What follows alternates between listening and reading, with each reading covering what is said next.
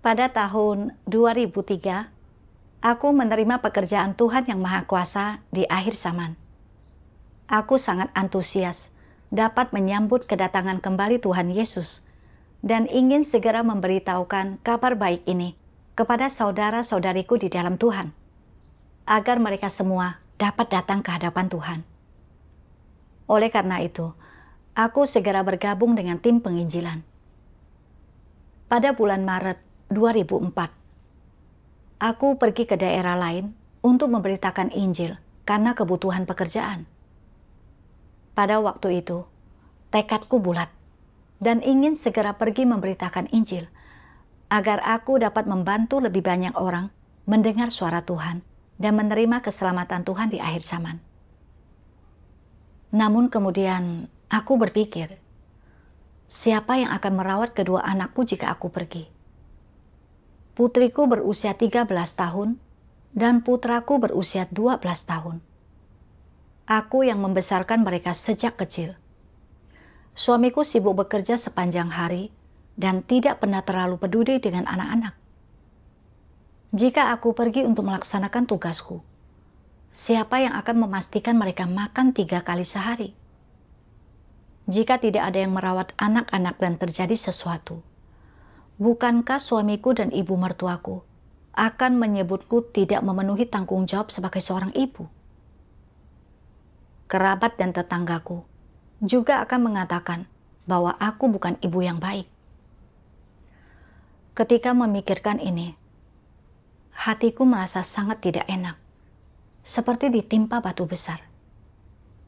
Aku datang ke hadapan Tuhan untuk berdoa.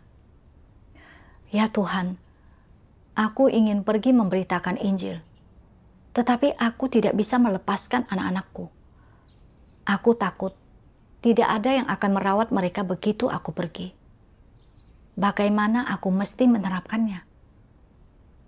Kiranya Engkau mencerahkan dan membimbingku. Setelah berdoa, aku teringat firman Tuhan. Tuhan Yang Maha Kuasa berfirman, "Siapa yang dapat sungguh-sungguh dan sepenuhnya mengorbankan diri mereka sendiri bagiku dan mempersembahkan seluruh keberadaan mereka bagiku? Engkau semua setengah hati, pikiranmu berputar-putar, memikirkan rumah, dunia luar, makanan dan pakaian. Walaupun engkau berada di sini di hadapanku, melakukan banyak hal bagiku, jauh di lubuk hatimu, engkau masih sedang memikirkan istrimu, anak-anakmu, dan orang tuamu di rumah. Apakah semua ini adalah hartamu? Mengapa engkau tidak mempercayakan mereka ke dalam tanganku? Apakah engkau tidak mempercayaiku? Atau apakah engkau takut aku akan membuat pengaturan yang tidak pantas bagimu?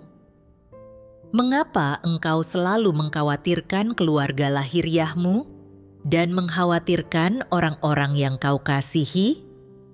Apakah aku memiliki posisi khusus di hatimu? Engkau masih berbicara tentang membiarkanku berkuasa dalam dirimu dan memenuhi seluruh keberadaanmu. Ini semua adalah kebohongan yang menipu.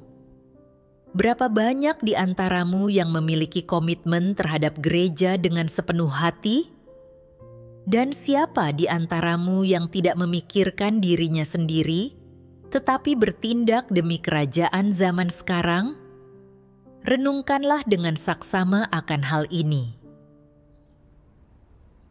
Dari firman Tuhan, aku mengerti bahwa Tuhan adalah Sang Pencipta, dan Dia berdaulat serta mengatur nasib semua orang. Jadi bukankah kedua anakku juga ada di tangan Tuhan? Tuhan telah mengatur apa yang akan terjadi pada anak-anakku di masa depan. Tidak ada gunanya aku khawatir. Aku harus beriman kepada Tuhan dan mempercayakan anak-anakku kepadanya. Jadi, aku menyiapkan keperluan kedua anakku, lalu pergi melaksanakan tugasku dengan tenang. Pada musim dingin tahun 2004, cuacanya sangat dingin. Aku mendengar beberapa saudara-saudari mengatakan mereka ingin membeli pakaian musim dingin untuk anak-anak mereka. Dan aku mulai mengkhawatirkan kedua anakku. Cuacanya dingin. Apakah mereka sudah berbaju hangat? Bagaimana jika mereka kedinginan? Jadi aku mengatur pekerjaanku dan pulang. Sesampainya di rumah, aku melihat kedua anakku telah belajar memasak dan mencuci pakaiannya sendiri, dan keduanya dalam keadaan sehat walafiat. Aku teringat apa yang Tuhan firmankan. Mengapa engkau tidak mempercayakan mereka ke dalam tanganku? Apakah engkau tidak mempercayaiku? Atau apakah engkau takut aku akan membuat pengaturan yang tidak pantas bagimu? Mengapa engkau selalu mengkhawatirkan keluarga lahiriamu dan mengkhawatirkan orang-orang yang kau kasihi? Dahulu, imanku terlalu kecil. Tetapi sekarang, setelah melihat anak-anakku baik-baik saja, aku bisa melepaskan mereka dan melaksanakan tugasku dengan tenang. Kemudian, ketika bertemu lagi dengan kedua anakku, mereka sudah tumbuh tinggi. Mereka tidak hanya bisa membantu ayahnya berjualan di toko, tetapi juga belajar membeli stok barang. Semua orang di sekitar mereka memuji kedua anak itu karena cakap dan kompeten. Aku sangat senang dan bersyukur kepada Tuhan. Setelah itu, aku memberitakan Injil kepada kedua anakku. Mereka menerimanya dan membaca firman Tuhan di rumah. Menjelang akhir tahun 2012, aku ditangkap saat memberitakan Injil di luar kota. Polisi menyiksaku selama seminggu agar aku mengkhianati pemimpin gereja dan terus mengancam serta mengintimidasiku selama waktu itu. Mengatakan bahwa aku adalah penjahat politik karena percaya kepada Tuhan dan orang-orang dalam kasus sepertiku akan dihukum setidaknya 3 hingga 7 tahun. Ketika membayangkan akan dihukum selama bertahun-tahun, aku terus menangis tanpa henti. Aku berpikir, akankah kedua anakku mengkhawatirkanku jika mereka tahu aku ditangkap? Jika polisi mengetahui bahwa mereka juga percaya kepada Tuhan, akankah mereka ikut ditangkap? Aku belum merawat mereka dengan baik selama bertahun-tahun ini.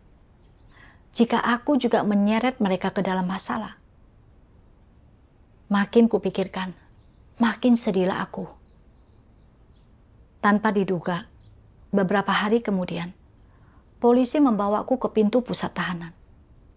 Aku melihat putriku dan mengetahui bahwa kedua anakku telah bersusah payah menghubungi orang-orang dan memanfaatkan koneksi, serta menghabiskan 70.000 hingga 80.000 yen untuk membebaskanku dengan jaminan sambil menunggu persidangan, sehingga aku dapat menjalani hukuman di luar penjara selama 18 bulan.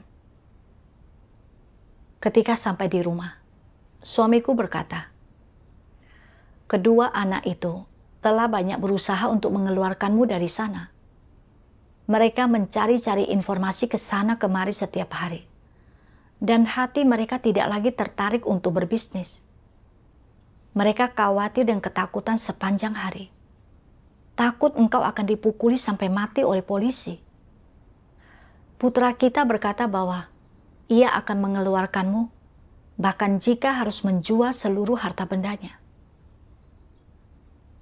Ketika mendengar suamiku mengucapkan hal itu, aku terus menangis tanpa henti. Jika ku ingat lagi, aku meninggalkan rumah untuk melaksanakan tugasku ketika anak-anakku masih remaja. Aku tidak merawat mereka dengan baik selama bertahun-tahun. Dan sekarang mereka bahkan telah membayar harga yang begitu mahal untukku. Aku benar-benar merasa telah mengecewakan mereka. Dan ingin tinggal di rumah, serta merawat mereka dengan baik mulai saat itu. Membantu merawat anak-anak mereka, lalu mulai sedikit-sedikit bekerja untuk membayar utangku kepada mereka. Tak kusangka, ketika baru 10 hari di rumah, 5 atau 6 polisi tiba-tiba menerobos masuk rumahku dan menangkapku, membawaku kembali ke pusat tahanan. Mereka menyiksa dan menginterogasiku selama 6 hari. Tetapi kemudian melepaskanku tanpa mendapatkan informasi apapun dariku. Demi menghindari penangkapan oleh polisi, aku tidak punya pilihan selain meninggalkan rumah dan pergi ke tempat lain untuk melaksanakan tugasku. Suatu kali, aku menulis surat kepada putriku untuk menanyakan situasi di rumah.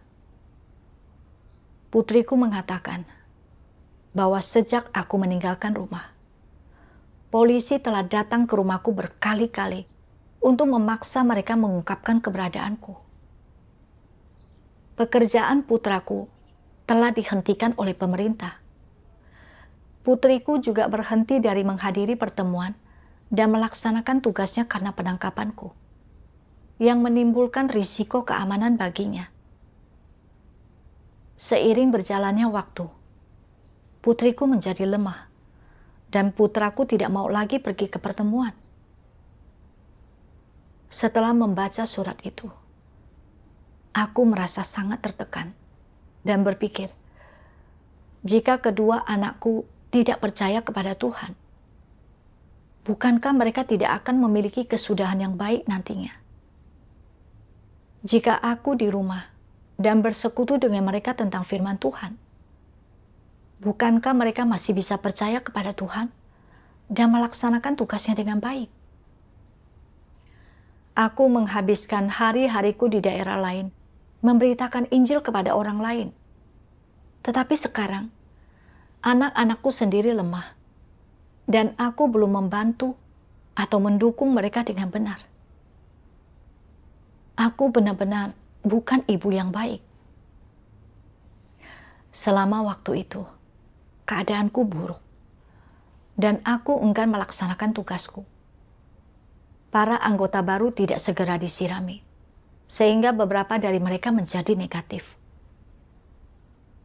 Aku tahu, jika keadaanku tidak kuubah, itu akan sangat berbahaya. Jadi, aku berdoa kepada Tuhan, agar Dia dapat membimbingku untuk memahami diriku sendiri dan memahami maksudnya.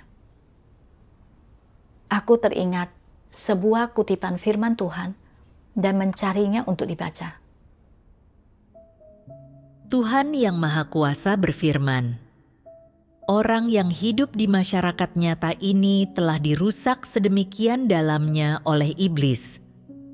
Entah mereka berpendidikan atau tidak, banyak budaya tradisional yang ditanamkan dalam pemikiran dan pandangan orang. Khususnya, para wanita diwajibkan untuk mendukung suaminya dan mendidik anak-anak mereka, menjadi istri yang baik dan ibu yang penuh kasih, mengabdikan seluruh hidup mereka untuk suami dan anak-anak, serta hidup bagi mereka, memastikan keluarga mendapat makan 3 kali sehari, dan mengerjakan tugas mencuci, bersih-bersih, dan semua pekerjaan rumah tangga lainnya dengan baik. Inilah standar yang diterima untuk menjadi istri yang baik dan ibu yang penuh kasih." Semua wanita juga menganggap semua ini adalah hal-hal yang sudah seharusnya mereka lakukan, dan jika mereka tidak melakukannya, maka mereka bukan wanita yang baik dan telah melanggar hati nurani dan standar moralitas.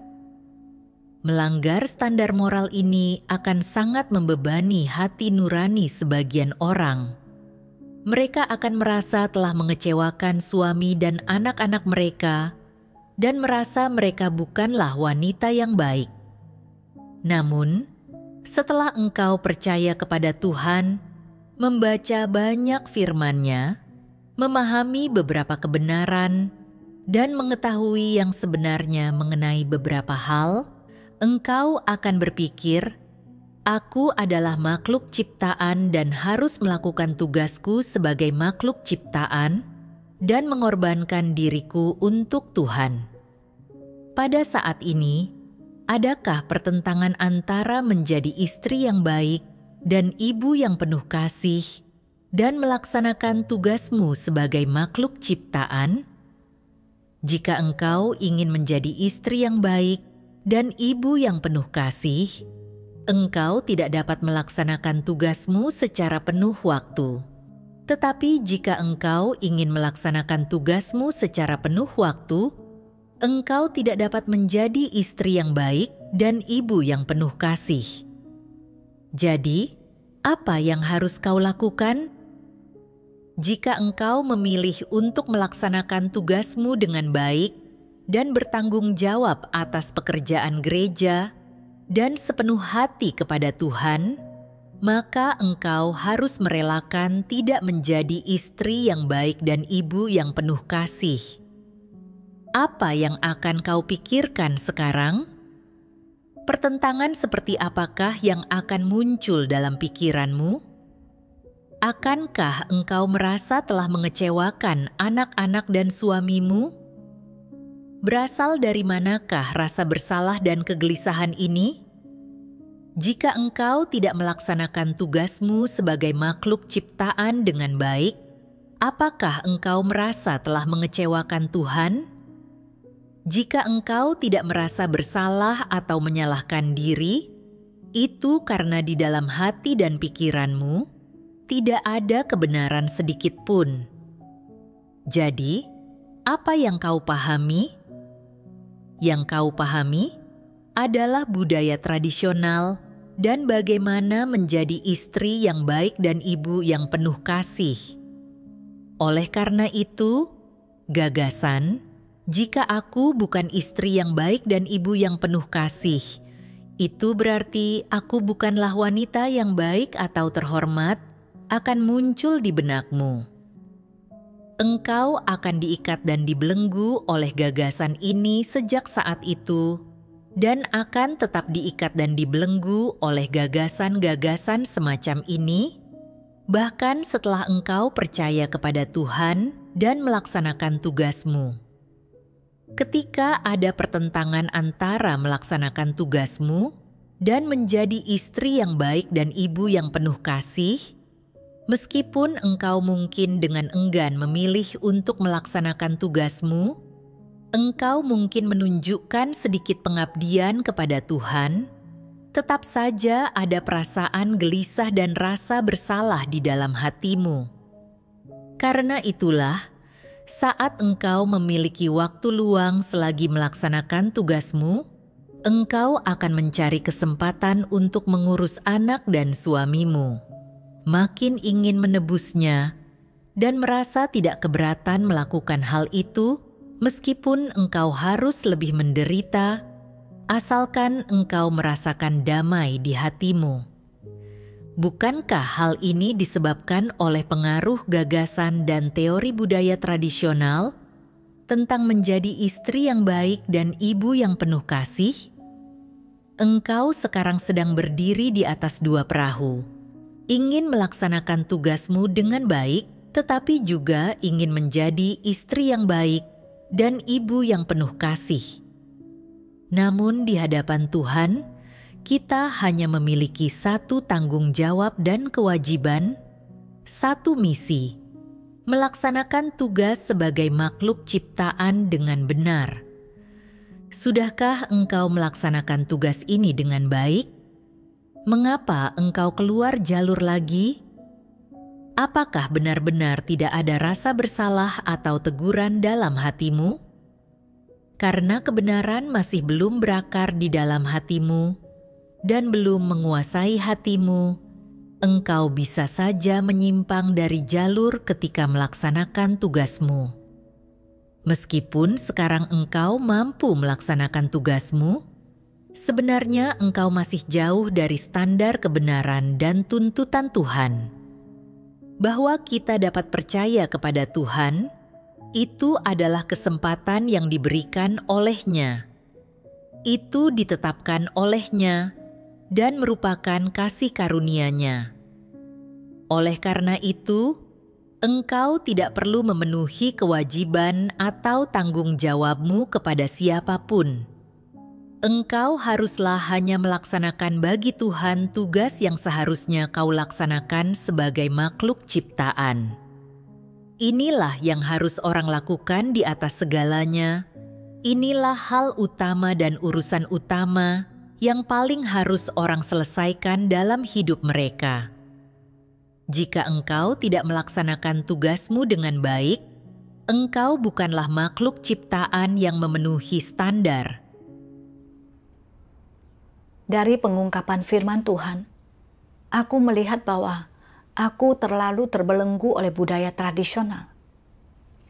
Aku percaya bahwa seorang ibu yang baik harus hidup untuk anak-anaknya, memastikan mereka makan 3 kali sehari, dan mengurus segala sesuatu dalam hidup mereka di samping pekerjaan rumah tangga. Hanya dengan melakukan ini, kau bisa menjadi istri yang baik dan ibu yang penuh kasih. Jika kau tidak bisa melakukannya, kau bukan wanita yang baik.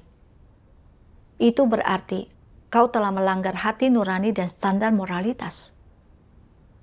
Selama bertahun-tahun, aku selalu menganggap menjadi istri yang baik dan ibu yang penuh kasih sebagai standar untuk menjadi wanita yang baik. Tidak peduli seberapa banyak aku menderita demi anak-anakku, aku percaya itu sangat wajar. Dan aku sepenuhnya rela mengorbankan diriku bagi anak-anakku sepanjang hidupku.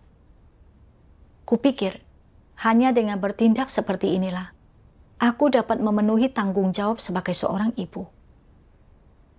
Secara khusus, setelah aku ditangkap oleh Partai Komunis, kedua anakku menghabiskan banyak uang untukku.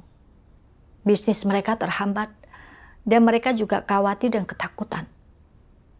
Aku makin merasa berutang budi kepada anak-anakku. Kupikir, karena aku tidak merawat mereka dengan baik dan telah membuat mereka sangat menderita, maka aku ingin bekerja lebih banyak bagi mereka dan membantu merawat anak-anak mereka untuk berusaha menebus kesalahanku. Ketika mendengar putriku tidak dapat menghadiri pertemuan atau melaksanakan tugasnya karena penangkapanku, bahwa putraku telah kehilangan pekerjaannya, dan menantu perempuanku juga menghalangi serta menganiayanya, yang membuatnya kehilangan semangat untuk percaya kepada Tuhan.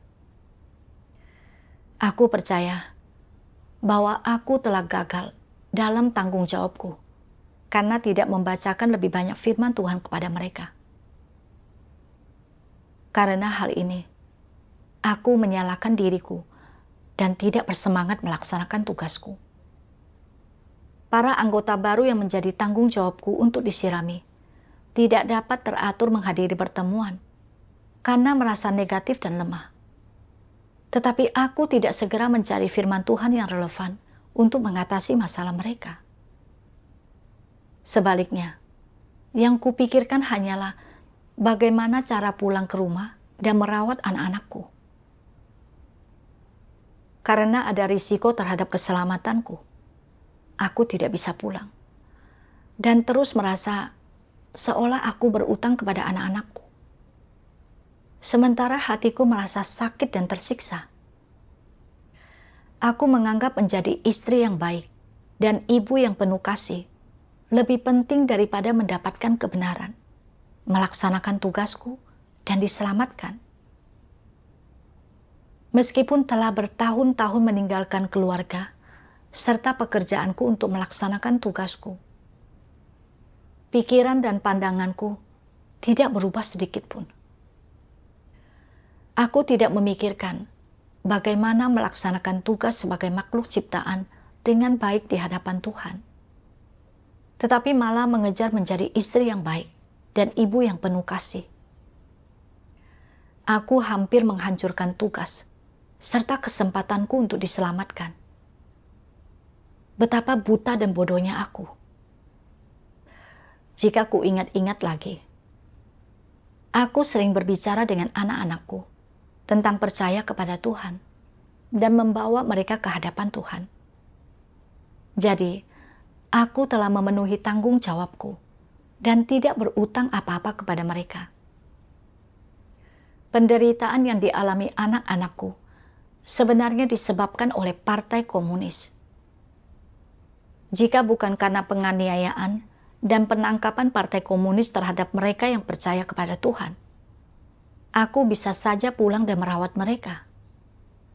Sudah semestinya aku membenci Partai Komunis, karena Partai Komunislah yang membawa penderitaan kepadaku dan anak-anakku. Namun, aku menganggap semuanya adalah salahku dan bersikeras bahwa anak-anakku menderita seperti ini karena sebagai seorang ibu, aku tidak merawat mereka dengan baik. Aku begitu bodoh dan tidak mampu memahami yang sebenarnya. Ketika mengerti ini, keadaanku pun mulai berbalik. Aku dapat mempersembahkan hatiku pada tugasku.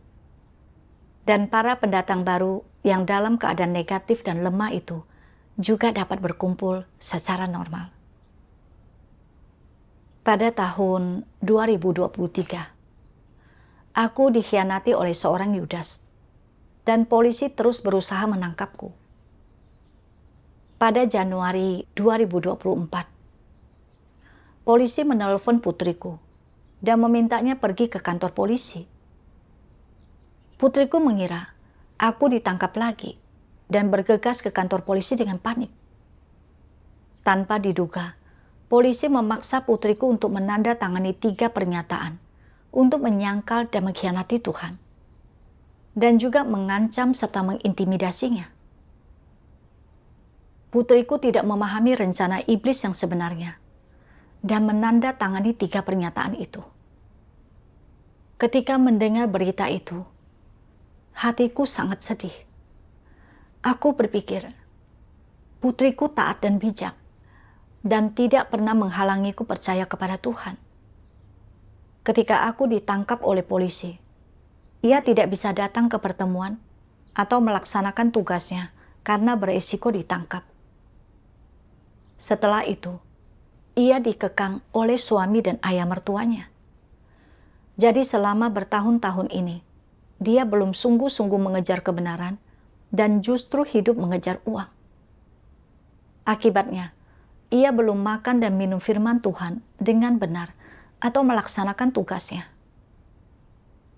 Gereja telah mengeluarkannya karena dianggap sebagai pengikut yang bukan orang percaya. Sekarang, ia telah menandatangani 3 pernyataan, yang berarti dia telah sepenuhnya kehilangan kesempatan untuk diselamatkan. Ketika memikirkan ini, aku tidak bisa menahan air mata terus mengalir. Andai dahulu aku bisa pulang secara teratur untuk menengok anak-anakku, dan lebih sering mempersekutukan firman Tuhan dengan mereka, maka mungkin putriku akan lebih memahami kebenaran dan tidak akan menandatangani 3 pernyataan. Makin kupikirkan, makin aku menyalahkan diri sendiri. Selama hari-hari itu, aku enggan melakukan apapun, dan aku tidak punya semangat melaksanakan tugasku. Aku menyadari bahwa keadaanku buruk. Jadi aku datang ke hadapan Tuhan untuk berdoa, supaya Dia membimbingku untuk memahami maksudnya. Setelah berdoa, aku membaca firman Tuhan. Tuhan Yang Maha Kuasa berfirman, "Siapapun itu, jika mereka adalah orang tertentu, mereka akan menempuh jalan tertentu. Bukankah ini pasti? Jalan yang orang tempuh menentukan siapa diri mereka. Merekalah yang memutuskan jalan yang mereka tempuh, dan mereka akan menjadi orang seperti apa. Ini adalah hal-hal yang telah ditentukan dari semula, hal-hal bawaan, dan berkaitan dengan natur seseorang. Lalu apa gunanya didikan orang tua? Dapatkah itu mengatur natur seseorang? Didikan orang tua tidak dapat mengatur natur manusia dan tidak dapat menyelesaikan masalah tentang jalan mana yang orang tempuh. apakah satu-satunya didikan yang dapat orang tua berikan? Beberapa perilaku sederhana dalam kehidupan sehari-hari anak-anak mereka, beberapa pemikiran dan aturan cara berperilaku yang cukup dangkal. Semua ini adalah hal-hal yang ada kaitannya dengan orang tua. Sebelum anak-anak mereka menjadi dewasa, orang tua harus memenuhi tanggung jawab mereka, yaitu mendidik anak-anak mereka untuk menempuh jalan yang benar, belajar dengan giat, dan berjuang untuk lebih unggul daripada orang lain setelah mereka dewasa, tidak melakukan hal-hal yang buruk, atau menjadi orang jahat. Orang tua juga harus mengatur perilaku anak-anak mereka, mengajari mereka untuk bersikap sopan, dan menyapa orang yang lebih tua kapanpun bertemu dengan mereka, dan mengajari mereka hal-hal lain yang berkaitan dengan perilaku. Inilah tanggung jawab yang harus dipenuhi oleh orang tua. Mengurus kehidupan anak-anak mereka dan mendidik mereka dengan beberapa aturan dasar tentang cara berperilaku, itulah pengaruh orang tua.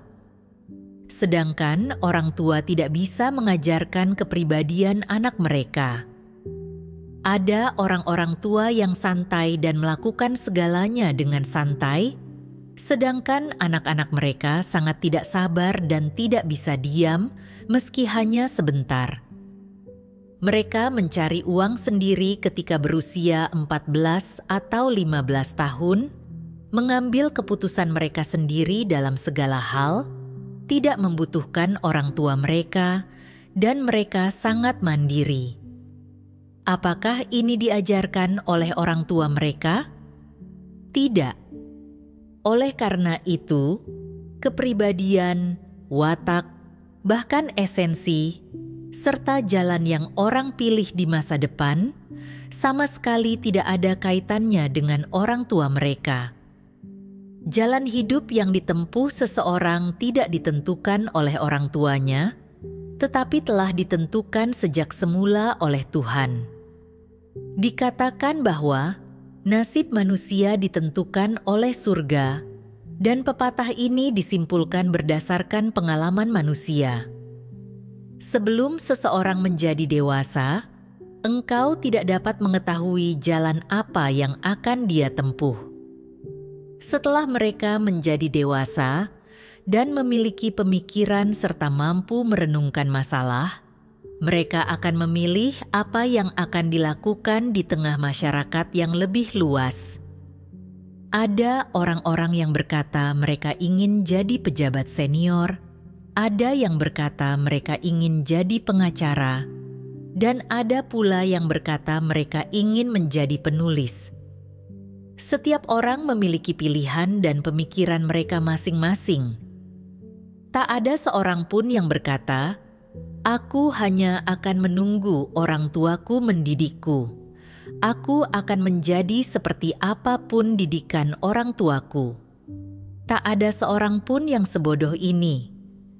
Setelah beranjak dewasa, pemikiran-pemikiran orang mulai bergejolak dan berangsur-angsur menjadi matang, sehingga jalan dan tujuan di depan mereka menjadi makin jelas. Pada saat ini, orang seperti apa mereka dan di kelompok mana mereka berada, sedikit demi sedikit menjadi jelas dan terlihat. Mulai sejak saat itu, kepribadian setiap orang secara berangsur menjadi jelas, begitupun watak mereka, jalan yang mereka tempuh, arah hidup mereka, dan kelompok di mana mereka berada. Semua ini didasarkan pada apa? Pada akhirnya, ini adalah sesuatu yang telah Tuhan tentukan dari sejak semula. Ini tidak ada hubungannya dengan orang tua. Setelah membaca firman Tuhan, aku mengerti bahwa jalan yang ditempuh anak-anak tidak dapat diputuskan atau diubah oleh orang tuanya. Itu ditentukan oleh esensi natur mereka dan tidak ada hubungannya dengan didikan orang tuanya. Aku teringat bagaimana putriku tidak mengejar kebenaran sebelum menandatangani 3 pernyataan. Dan begitu usahanya ramai, ia tidak datang ke pertemuan atau membaca firman Tuhan, serta tidak mau melaksanakan tugasnya. Dia berfokus pada mengejar uang dan tren jahat dunia. Pemimpin telah berulang kali bersekutu dengannya, tetapi ia tidak bertobat. Jadi berdasarkan perilakunya yang terus-menerus itu, gereja pun mengeluarkan putriku sebagai pengikut yang bukan percaya. Kini, setelah dia menandatangani 3 pernyataan, dia telah sepenuhnya menyingkapkan esensinya sebagai pengikut yang bukan orang percaya. Bahwa dia tidak mengejar kebenaran atau menempuh jalan yang benar ditentukan oleh esensi naturnya sendiri dan tidak ada hubungannya denganku sebagai ibunya. Anak-anakku berakhir dengan keadaan ini karena secara natur mereka tidak mencintai atau mengejar kebenaran. Ini bukan salah orang lain, dan bukan berarti jika aku telah membacakan lebih banyak firman Tuhan kepada mereka, maka mereka akan sungguh-sungguh mengejar kebenaran, serta berjalan di jalan yang benar. Secara natur, mereka muak akan kebenaran dan tidak mengejar kebenaran. Jadi bahkan sekalipun aku bersekutu dengan mereka setiap hari, aku tidak akan dapat mengubah esensi atau jalan yang mereka tempuh. Ketika aku memandang anak-anakku sesuai dengan firman Tuhan, hatiku terasa jauh lebih bebas. Aku tidak lagi merasa berutang budi kepada mereka. Dan aku tidak lagi terganggu dalam melaksanakan tugasku. Syukur kepada Tuhan.